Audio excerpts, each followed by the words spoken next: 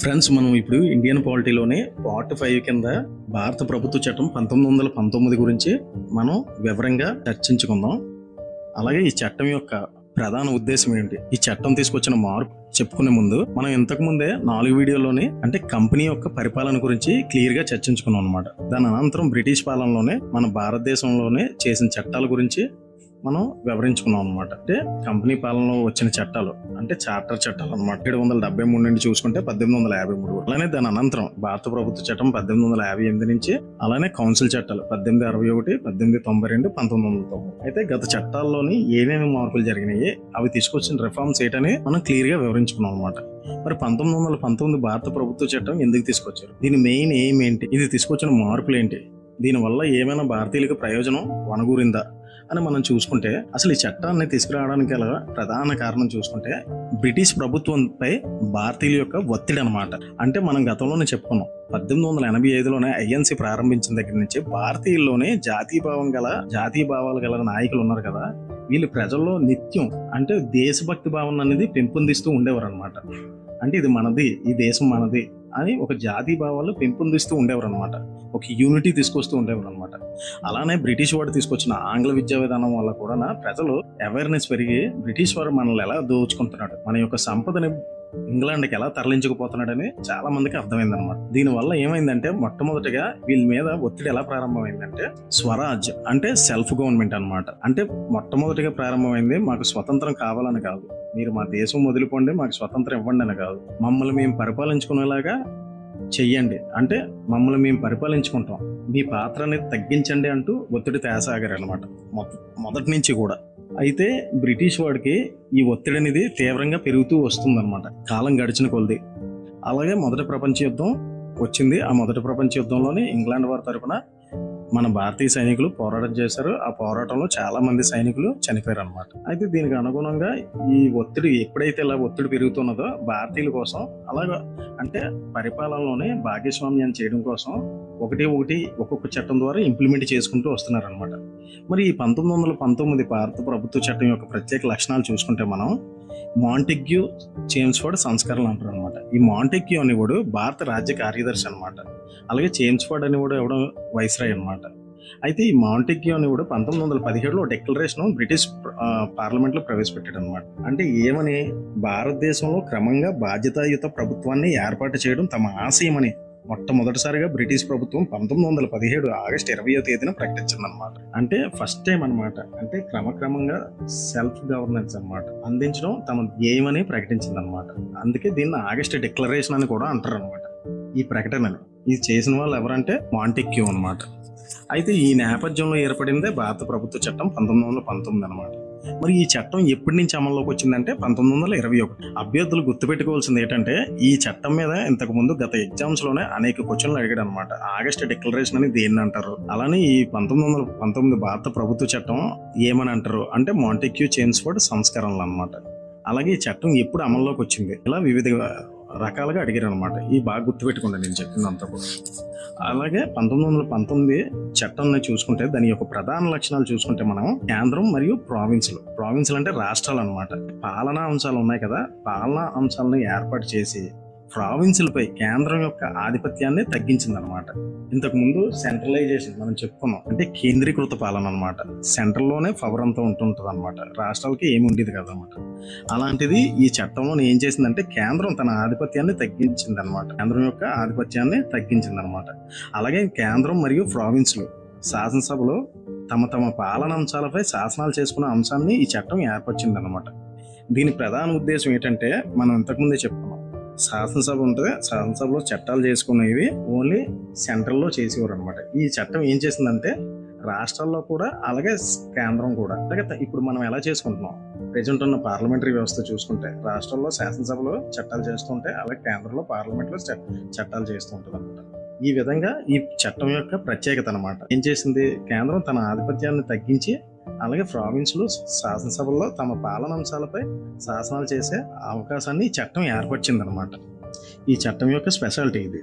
అలాగే ప్రభుత్వ వ్యవస్థ మౌలికంగా కేంద్రీకృతంగా మరియు ఏకకేంద్రంగానే కొనసాగిందనమాట ఇది చూసుకుంటే. అయితే ఈ విధంగా ఇచ్చినా సరే అల్టిమేట్గా పవర్ అనేది సెంట్రల్లోనే ఉండేదన్నమాట. దీని యొక్క ప్రధాన విశిష్టత ఏంటంటే, అలాగే ప్రావిన్సులు ఉన్నాయి కదా, ప్రావిన్స్ యొక్క పాలనా అంశాలు మనం చెప్పుకున్నాం కదా. పాలనా అంశాలను చూసుకుంటే ఇప్పుడు మనం రాజ్యాంగంలోని 3 రకాల అంశాలు ఉంటాయి అన్నమాట. ఒకటి కేంద్ర అధికారాలు, రాష్ట్ర అధికారాలు, అలాగే ఉమ్మడి అధికారాలు అని ఉంటాయి అన్నమాట. ఈ విధంగా ఈ చట్టం ఏం తీసుకొచ్చిందంటే కేంద్ర అధికారులు ఒకటి, రాష్ట్ర అధికారులు ఒకటి తీసుకొచ్చింది అనమాట. అయితే ఏవైతే ఉన్నాయో రాష్ట్రాల అధికారాలు ఉన్నాయి కదా, ప్రావిన్సెస్ పాలనాంశాలని 2 రకాలుగా విభజించింది అనమాట. ఈ పరిపాలన అంశాలు ఉన్నాయి కదా, ఈ ఏవైతే ఉన్నాయో రాష్ట్రాలు చట్టాలు చేసుకొని వాటిని ఇంప్లిమెంట్ చేసుకునే ఏవైతే అంశాలు ఉన్నాయో వీటిని 2గా డివైడ్ చేసింది అనమాట. అది ఒకటి ట్రాన్స్ఫర్డ్ మరియు ఇంకొకటి రిజర్వ్డ్ అనమాట. ట్రాన్స్ఫర్డ్ ఒకటి, రిజర్వ్డ్ ఒకటి, 2 గుర్తుపెట్టుకోండి. లెజిస్లేటివ్ కౌన్సిల్కి బాధ్యత వహించే మంత్రిమండలి సలహాతో గవర్నర్ ఏం చేసేవాడంటే ట్రాన్స్ఫర్డ్ సబ్జెక్ట్ని నిర్వహిస్తాడనమాట. లెజిస్లేటివ్ కౌన్సిల్కి బాధ్యత వహించకుండా గవర్నరు అతని కార్యనిర్వాహక మండలి రిజర్వ్డ్ సబ్జెక్ట్ని నిర్వహిస్తాడనమాట. దీన్నే ద్వంద్వ పరిపాలనా పద్ధతి అని అంటారు అనమాట. అనగా ద్వంద్వ పాలన అంటారు అనమాట. దీన్ని ఇంగ్లీష్లో చెప్పుకోవాలంటే డయార్కీ సిస్టమ్ అని అంటారు అనమాట. ఇది గ్రీక్ భాషలో చూసుకుంటే డై ఆర్కీ నుంచి ఏర్పడింది అనమాట. దీని అర్థం క్లుప్తంగా చెప్పాలంటే డబుల్ పాలన.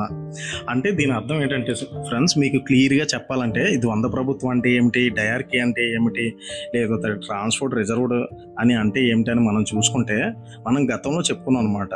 ఇప్పుడు సెంట్రల్లో చూసుకునేటప్పుడు వైస్రాయ్ ఎవడైతే ఉంటాడో వాడికి ఒక ఎగ్జిక్యూటివ్ కౌన్సిల్ ఉంటుంది, ఒక లెజిస్లేటివ్ కౌన్సిల్ అనే ఒకటి ఉంటుంది అని మనం చెప్పుకున్నాం అనమాట.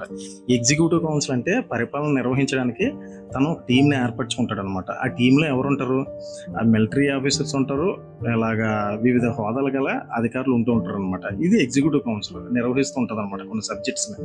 అయితే లెజిస్లేటివ్ కౌన్సిల్ అంటే ఎన్నికైన వాళ్ళు అనమాట. అంటే శాసనాలు చేస్తారు కదా, శాసనసభలో ఉన్న శాసన సభ్యులు ఇప్పుడు ప్రకారం చూసుకుంటే వీళ్ళు లెజిస్లేటివ్ మెంబర్స్ అంటారు అనమాట. ఈ లెజిస్లేటివ్ మెంబర్స్ లో మళ్ళీ 2 రకాలు ఉండేవారు అనమాట. ఒకటి గవర్నర్ నామినేట్ చేసేవాడు ఉండేవారు, కొంతమంది ఏంటంటే ఎన్నికై ఉండేవారు అనమాట. ఇంతకుముందు ఎన్నికయ్యూ వచ్చేవారు కదా, నామినేట్ చేస్తూ వచ్చేవారు అనమాట వివిధ రాష్ట్రాల నుండి. ఈ చట్టం యొక్క స్పెషల్ ఏంటంటే ఫస్ట్ టైం ఎన్నిక అనమాట. అంటే వివిధ ప్రావిన్సెస్ లో ఏవైతే ఉన్నాయో ప్రావిన్సెస్ కానీ సెంట్రల్ కానీ చూసుకుంటే ఓటు వేసి ఎన్నుకునేవారు అనమాట. ఈ విధంగా చూసుకునేటప్పుడు లెజిస్లేటివ్ కౌన్సిల్లోనే చెప్పాం కదా, official members, non official members మనం ఇంతకుముందు చెప్పుకున్నాం. 60 మంది ఉండేవారు, 16 నుంచి 60 పెంచారని. అయితే ఇందులోనే ఎగ్జిక్యూటివ్ మెంబర్స్ ఉన్నారు కదా, ఎగ్జిక్యూటివ్ మెంబర్స్ అని గవర్నర్ యొక్క వాళ్ళ సహకారంతో తన యొక్క విధులు నిర్వహించేవాడు అనమాట. ఇప్పుడు లెజిస్లేటివ్ కౌన్సిల్ ఉంది కదా, ఈ లెజిస్లేటివ్ కౌన్సిల్లోనే కొందరు సభ్యుల్ని మినిస్టర్స్ కింద నియమించేవారు అనమాట. ఈ మినిస్టర్స్ కింద నియమించే వాళ్ళకి ఏం చేశాడంటే అధికారాలని 2 రకాలుగా డివైడ్ చేశాడు అనమాట. అది ఒకటి ఏమిటంటే, ఫస్ట్ ఇంపార్టెంట్ సబ్జెక్ట్స్ ఉంటాయి కదా, అంటే రెవెన్యూ అవనివ్వండి, లేదంటే జ్యుడిషియరీ అవనివ్వండి, లేదంటే ల్యాండ్ అవనివ్వండి, ఇటువంటి ఇంపార్టెంట్ ఏవైతే అధికారాలు ఉన్నాయో తన ఎగ్జిక్యూటివ్తోనే నిర్వహించేవాడు అనమాట. దాంతో తీసుకుని ఏ డెసిషన్ కూడా ఎవరికి రెస్పాన్సిబిలిటీ కాదనమాట, ఎవరు క్వశ్చన్ చేయడానికి వీల్లేదనమాట. ఎవరైతే ఎన్నిక కాబట్టి వచ్చారు కదా లెజిస్లేటివ్ కౌన్సిల్కి, వాళ్ళు కొంతమందిని మంత్రులుగా నియమించారు కదా, వాళ్ళకేమో ప్రాధాన్యమైన శాఖలను అప్పచెప్పి వాళ్ళు మళ్ళీ తిరిగి పార్లమెంట్ అంటే శాసనసభకు రెస్పాన్సిబిలిటీ ఉండేవారు అనమాట. అంటే వాళ్ళు దేనికి బాధ్యత వహించాలి, శాసనసభకు అనమాట. ఈ విధంగా చూసుకునేటప్పుడు ప్రాధాన్యత శాఖలన్నీ గవర్నర్ ఎగ్జిక్యూటివ్ కౌన్సిల్లో ఉండేవి, అప్రాధాన్యతలు ఉండేవి కదా, ఇవి రిజర్వ్డ్ కేటగిరీలో ఉండేదన్నమాట. ఈ విధంగా చేయడాన్నే డయార్కీ సిస్టమ్ అనేవారు అనమాట. దీన్నే ద్వంద్వ పరిపాలన అనేవారు అనమాట. ఇది ఎక్కడ ప్రవేశపెట్టారంటే ప్రావిన్సెస్లో అనమాట, అనగా రాష్ట్రాల్లో. ఇది ఒక మెయిన్ కీ రోల్ అనమాట, అంటే ఈ చట్టం యొక్క స్పెషాలిటీ. అలాగే దేశంలో మొట్టమొదటిసారిగా ద్విసభ పద్ధతిని ఈ చట్టం ప్రవేశపెట్టింది అనమాట. ద్విసభ పద్ధతి అంటే మనం ప్రస్తుతం చూస్తున్నాం కదా, పార్లమెంట్లో చూసుకుంటే రాజ్యసభ ఒకటి, అలానే లోక్సభ ఒకటి ఉంటుంది అనమాట. రాజ్యసభని పెద్దల సభ అంటారు, ఎగువ సభ అంటారు. లోక్సభని ఎన్నుకున్న సభ అంటారు, అలానే దిగువ సభ అంటారు అనమాట. అయితే ఈ విధంగా 2 సభల పద్ధతిని మొట్టమొదటిసారిగా ఈ చట్టమే తీసుకొచ్చింది అనమాట. ఇప్పుడు 1919లో ఉందన్నమాట. ఎక్కడ సెంట్రల్లో ఉందన్నమాట, కేంద్రంలో. ఈ కేంద్రంలో తీసుకొచ్చిన ద్విసభ పద్ధతి ఉంది కదా, ఇది మనం చెప్పుకున్నాం కదా పెద్దల సభ అని. పెద్దల సభ ఏంటంటే వివిధ ప్రావిన్సెస్ ఉన్నారు కదా, దాని నుంచి ఎలక్ట్ అవుతూ ఉంటారు అనమాట, అంటే నామినేట్ చేస్తూ ఉంటారు అనమాట. అంటే రాష్ట్రాల ప్రతినిధులు కింద ఉంటారు. దీన్నే పెద్దల సభ అంటారు. మన రాజ్యసభను చూస్తున్నాం కదా అలాగే. అలానే లోక్సభ చూసుకుంటే ఎన్నిక కాబడి ఉంటారు అనమాట కొందరు. అంటే ఈ చట్టం మనం చెప్పుకున్నాం కదా, ప్రత్యక్ష ఎన్నికల పద్ధతినే ఈ చట్టం ప్రవేశపెట్టిందని చెప్పని డైరెక్ట్ గా ఓటు వేసుకొని ఎన్నుకున్న పద్ధతిని ఈ చట్టం ద్వారా ఇంప్లిమెంట్ అయిందనమాట మన భారతదేశంలో మొట్టమొదటిసారిగా. ఈ ఓటు హక్కు అందరికీ వచ్చిందంటే అందరికీ రాలేదు. ఎవరైతే ట్యాక్స్ పేయర్స్ ఉంటారో వాళ్ళు, ఎడ్యుకేటెడ్స్, వీళ్ళకే లిమిటెడ్ గా కల్పించారనమాట ఈ ఓటు పద్ధతి అనేది.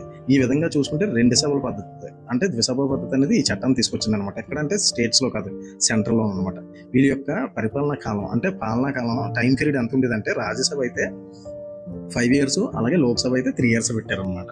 ఈ విధంగా చూసుకుంటే ఇది ద్విసభ పద్ధతిని తీసుకొచ్చారు. అలాగే వైస్రాయ్ కార్యనిర్వాహక మండలిలో ఉన్న 6 సభ్యులు ఉంటారు కదా, ఆ 6 సభ్యుల్లోనే 3 సభ్యులు భారతీయులు అయ్యి ఉండాలన్నమాట.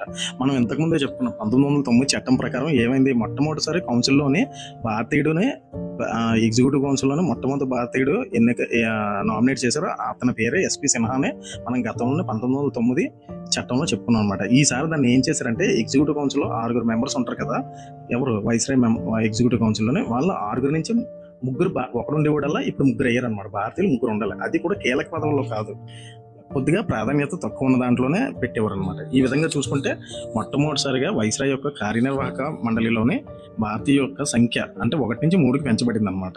ఇది ఒక స్పెషాలిటీ అనమాట ఈ చట్టంలో చూసుకుంటే. అలానే ఇంకొక స్పెషాలిటీ ఏంటంటే ఇంకొకటి, అది వివాదాస్పదమైన అంశం అనమాట. ఇది మనం 1909 చట్టంలోనే మనం చెప్పుకున్నాం అనమాట. ముస్లింలకు ప్రత్యేక నియోజకవర్గాలు కేటాయించి విభజనకు దారి తీశారని చెప్పేసి దాన్ని ఈ చట్టాన్ని ఎక్స్టెండ్ చేసింది అనమాట. ఇంతకుముందు మనం ఏమనుకున్నాం, ముస్లింలకు మాత్రమే ప్రవేశపెట్టింది. దీంట్లో ఏం చేశారంటే సిక్కులకి, క్రిస్టియన్లకి, ఆంగ్లో ఇండియన్లకి, ఐరోపా వరకు కూడా ఈ చట్టాన్ని ఇంప్లిమెంట్ చేసింది అనమాట. అంటే వాళ్ళ యొక్క ప్రత్యేక గణాలు అనమాట, అంటే ప్రత్యేక నియోజకవర్గాలను ఏర్పాటు చేసింది. సిక్కులే ఎన్నుకోవాలి, సిక్కులే నిలబడాలి, ఈ విధంగా అనమాట. దీనివల్ల ఏంటంటే ఈ చట్టం యొక్క మెయిన్ థీమ్ ఏంటంటే ఇలాగ డివైడ్ చేయడం అనమాట, అంటే విభేదాలు సృష్టించడం, దీనివల్ల ఐక్యతను చెడగొట్టడం అనమాట.